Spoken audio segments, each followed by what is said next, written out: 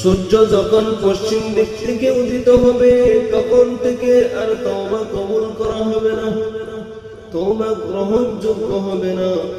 সূর্য পশ্চিম থেকে উদিত হবে কবে? কিয়ামতের 100 বছর আগে সূর্য পশ্চিম থেকে উদিত হবে। অর্থাৎ সূর্য পশ্চিম থেকে উদিত হওয়া অবস্থায় 100 বছর পর্যন্ত থাকবে।